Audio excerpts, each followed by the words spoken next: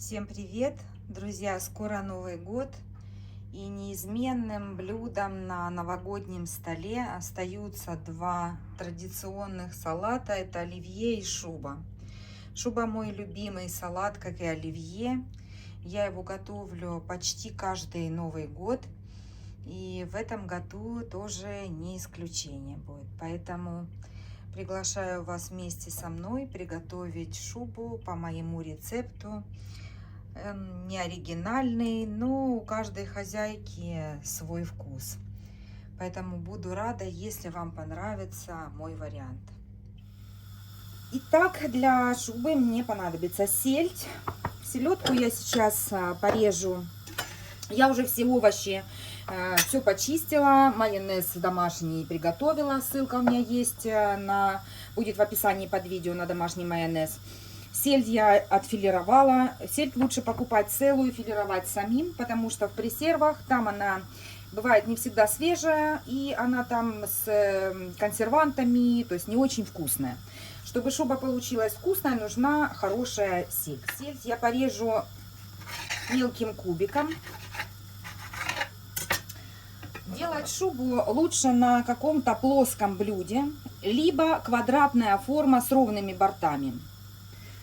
Вот, поэтому, если у вас будет вот такая миска, то будут неравномерно слои. То есть слой селедки будет на низу, его будет мало, а бока будут более овощными. Поэтому я всегда делаю в этом блюде, это у меня блюдо для шубы уже много лет.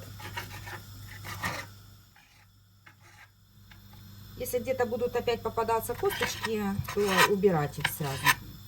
Я старалась поубирать все.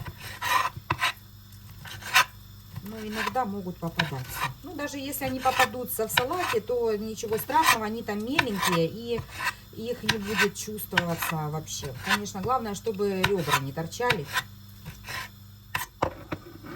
Также у меня сельдь была с икрой, поэтому икру я тоже сюда режу. Если у меня сельдь с молоками, молоки я не добавляю. Ну, а вы, если вы любите, то можете добавлять. Но сельдь для шубы я предпочитаю брать с молоками, даже если я их не использую, только из-за того, что она тогда жирнее, селедка получается. Потому что сельдь самка с икрой, она весь свой жир отдает икре, ну, детям. Сельди у меня 350 граммов очищенной уже, ну, вместе с икрой. И выкладываю равномерно кусочки икры.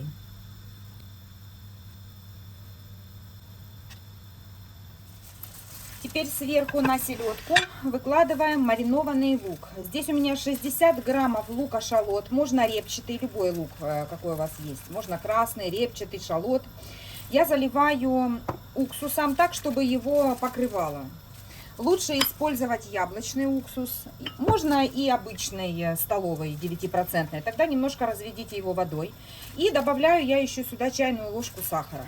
И все это должно постоять, помариноваться, ну, минут 20 хотя бы, а лучше больше. У меня стоял лук, мариновался где-то 30-35 минут.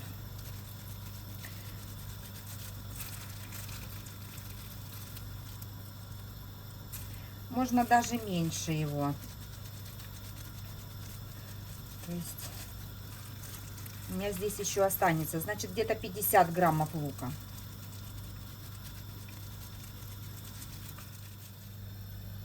Чтобы получился лука вот такой слой. Я еще люблю использовать и зеленый. Если у меня есть в наличии зеленый лук, то я еще добавляю немножко зеленого лука. Он и для вкуса, и для цвета очень красиво. Теперь этот слой смазываем майонезом. Лучше майонез перекладывать в кондитерский мешок. Или если у вас магазинный майонез, вот в таких пакетах, например, то тогда открывайте его не вот с этой стороны, а делайте тоненький надрез. Вот здесь срезаете маленький уголок, чтобы вам было такая тоненькой струйкой вы писали по овощам и по всему салату, чтобы не было толстого жирного слоя. Майонез кладите столько, сколько вы любите.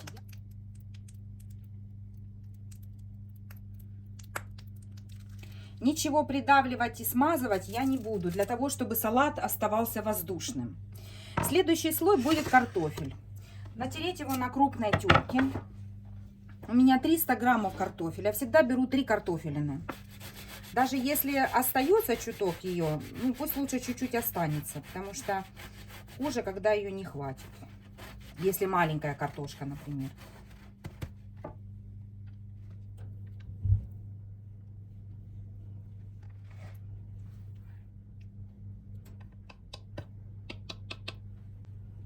Все четко. У меня уже годами выверенное под это блюдо количество овощей. Посыпаем немножечко, я люблю, посыпаем немножечко перцем. Овощи можете солить, если вы любите соленые. Я овощи не досаливаю. Мне хватает соли в майонезе и в рыбе. И тоже сверху смазываем майонезом. Когда у вас майонез в кондитерском мешке, вы не покладете много майонеза. То есть у вас не будет сильно жирный, вы можете регулировать. И салат у вас останется воздушным. Вы его не придавливаете, когда размазываете ложкой или вилкой. Следующий слой морковь. Морковь я тру тоже на крупной терке. Кто-то любит на мелкой, я люблю на крупной. Моркови у меня 250 граммов. Ну, бывает, когда как. Бывает, и одну морковку кладу, если сильно большая. Если не любите морковь отварную, ну, просто ее для цвета положите немножко.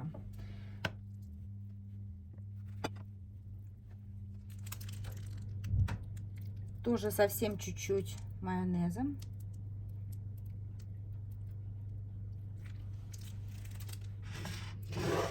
Теперь яйца. Яйца нужно 3-4 штуки. Я одно яйцо положу на украшение. Можно натирать прямо сразу на шубу.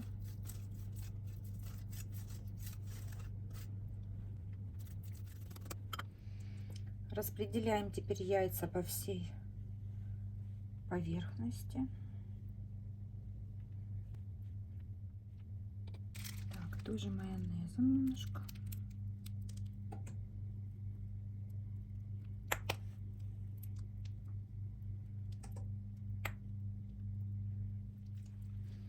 И теперь надо натереть свеклу.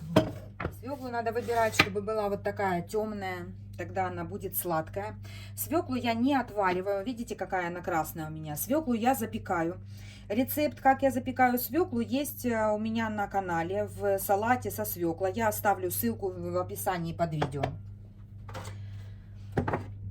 Свеклу я тоже тру на крупной терке. Если любите на мелкой, трите на мелкой.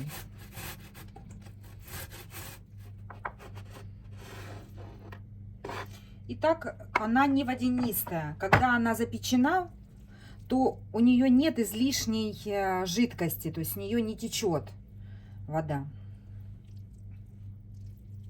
Свеклы у меня 400 граммов.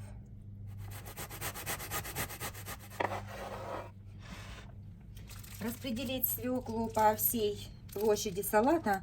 И теперь украшаем сверху майонезом. Этот слой мы уже будем размазывать. Так, лучше это лопаточкой силиконовой делать. Только сильно не придавливайте, чтобы не нарушить воздушность салата, если вы любите тоже воздушные шубы. Есть верх шубы, свеклу, оставляют без майонеза, без покрытия. Это, ну, может быть красиво, но я так не люблю. Я люблю, чтобы свекла сверху была промазана майонезом. Тут все по желанию. Если вы любите без майонеза сверху, можно делать так. Можно так и оставить.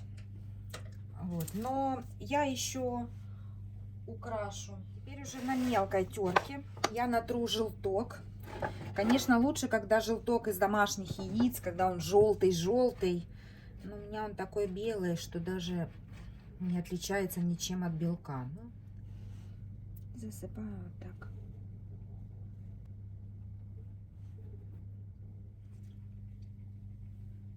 мелко порубленным зеленым луком.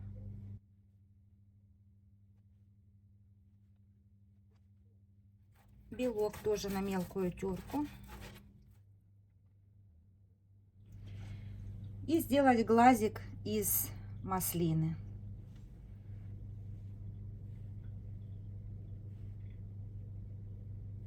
И ротик.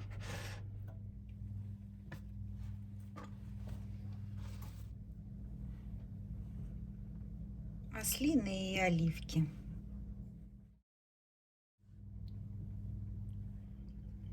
Все, моя рыбка готова.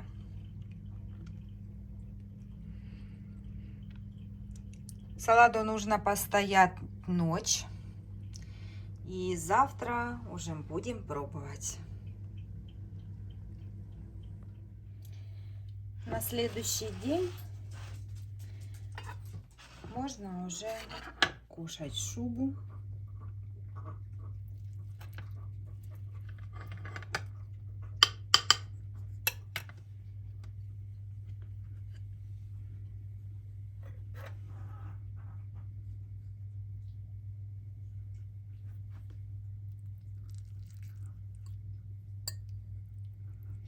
Майонеза, видите, не сильно много, но каждый слой хорошо пропитан.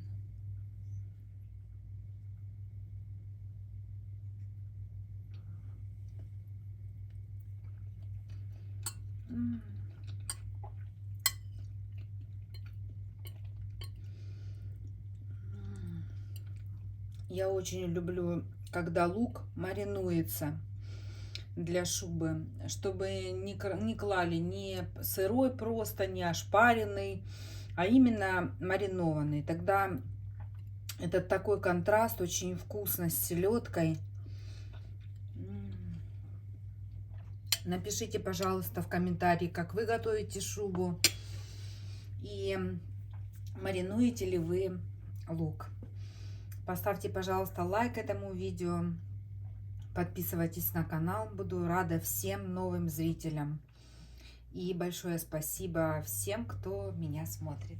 Всем пока!